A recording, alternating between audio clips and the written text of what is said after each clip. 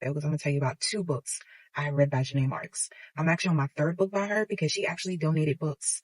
I had her books before, but what made me want to go ahead and read her books is she donated books towards our All Black Author Book Drive. And she also agreed to be on the podcast. This first book, From the Desk of Zoe Washington. And this book, Zoe comes home from her 12th birthday and finds a letter from her dad. And I feel like I recorded this video already, to only find out that her dad has been writing her for years. Now, according to the mom, dad did what he did. He deserved to be in prison. But even Zoe's grandmother, who is the mom's mom, said, I knew this young man. I knew Marcus. Marcus is not a killer. So Zoe finds her in a place. I don't want to give it away, but because at the beginning of the book, you don't know what's going to develop between Zoe and Marcus's relationship, her father. And she calls him Marcus because she never knew him. And she has what she believes is her father, not her biological father. Her stepfather has always been like her father because they got married. Her mom and him got married when she was young. Nevertheless, I love Zoe is 13. She's 12 in the first book. She's 13 in the second book. And what I love about both of these books, it reveals how when you are determined to accomplish something, anything is possible. Anything can happen. And Zoe definitely proved that in both of those books where she was determined. In the second book, I don't want to give it away. Okay, read the book.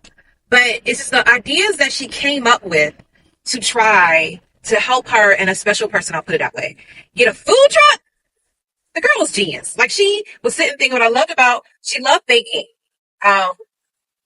She would put together her recipes. She would study people. She would get cookbooks. Like, I loved her determination. I admire, like, I'll never get 1 year, and it was many years after that, when you have to teach another school, and you meet kids with men. I'm thinking about one right now. She's a sophomore in high school. She was already reading hair in 6th grade. I'm thinking about another young man. He admitted he had a cupcake business. I remember one guy said he loved cooking food, and I said eventually his 8th grade year, he brought me like a broccoli and chicken pasta. I love seeing middle school is a very pivotal time where if you have not built a strong foundation in your child, it's easy for them to go wayward, and it's easy for them to cower down and not own up to the boldness and the awesomeness inside of them. And Zoe definitely exhibits that. But Zoe also exhibits, when things don't go the way she wants to, it's like, oh my gosh, are you serious? And she wants to stow all caution to the wind. And it's hard for her to take no for an answer. When she is set, this is going to happen, and a no comes her way, she's like, how you gonna question my awesomeness? So that's what I love about the book. So, part 3 or 4, whatever I'm on right now. I'm reading now Soft Place Land, where immediately, the young lady, they're moving into an apartment, 2-bedroom apartment, 1 bathroom. His dad lost his job. They were almost going into foreclosure, but they were able to sell the house. Dad refuses just to take a job. He's like, I got a master's degree. I'm not going to take a job. And mom, of course, is like, a job is better than no job. But what I like about this book is showing you from the perspective. I don't know why I can't think of the young lady's name. Her sister's name is Malia. I don't know why I can't remember her name. I'll put it up when I put the video on. But it shows you from a 12-year-old perspective how they're going through mentally, watching their parents fight over money and moving. And I've been pulled away from my home, the only home I've known. I'm forced in this room. She loves movie scores. Like, she wants to learn how to play the piano. She wants to learn how to write her own music, and she wants to be able to write scores and scores of music. She talks about in the beginning of the book, I love to see how her mom took her.